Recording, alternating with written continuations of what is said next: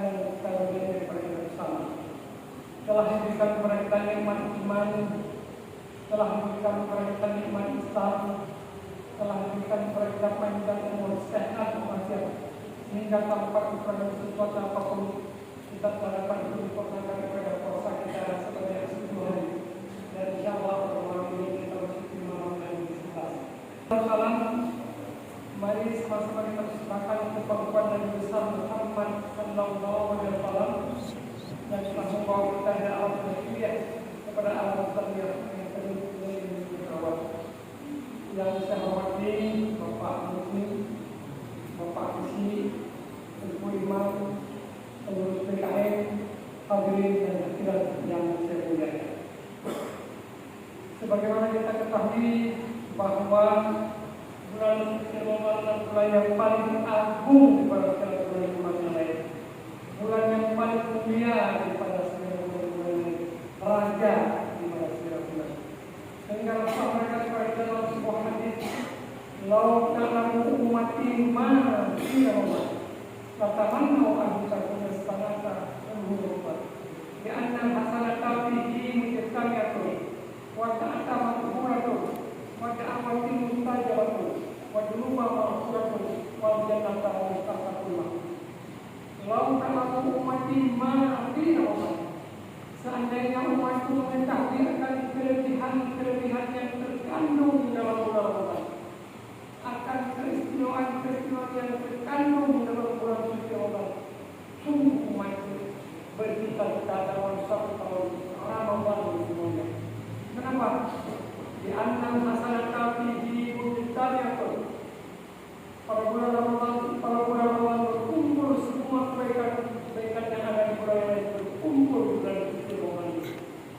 Wataatan makmurun, ketaatan kita, ibadah kita, puasa kita, zakat kita langsung diterima di bulan suci Ramadan. Wadawati mustajabah, doa kita mustajabat di bulan suci Ramadan ini. Berubah maksudnya dan dosa kita diampuni di bulan suci Ramadan. Wajah kita kepada pulau surga rindu pada orang yang memuliakan Ramadan. Muslimin dan jemaah yang berbahagia. Surga itu kepada 4 golongan manusia. Golongan yang pertama yang dirindukan oleh surga adalah orang yang menjaga lisannya. Maka oleh karena itu, di bulan suci Ramadan bukan hanya kita menjaga makan dan minum saja, tapi juga kita menjaga lisan. Jangan kita menciptakan aib orang lain. Kalau menciptakan aib orang lain, itu namanya menghibah, membuka aib orang di dunia, maka Allah akan membuka aib kita di akhirat.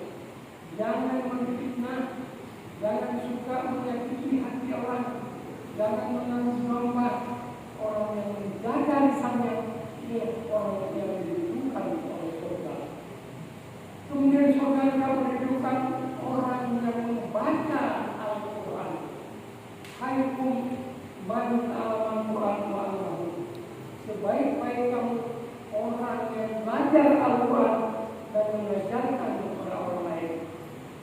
Jadi oleh karenanya, marilah kita tidak maju belajar Al-Quran. Kalau sholat tarawih kebaca Al-Quran, dia semayang subuh kebaca Al-Quran, dia semayang subuh kebaca Al-Quran. Paling pun 1000 bulan juga kata Al-Quran. Minimal bulan berdoa kata Al-Quran. Karena orang yang membaca Al-Quran itu yang dirindukan oleh surga. Yang ketiga, orang yang dirindukan oleh surga adalah orang yang memberi makan kepada orang yang lapar, memberi makan kepada fakir miskin, memberi makan kepada kita yang kurang mampu. Kita buka puasa yang memberi kami, yang memberi pulang, intan kita. Wahana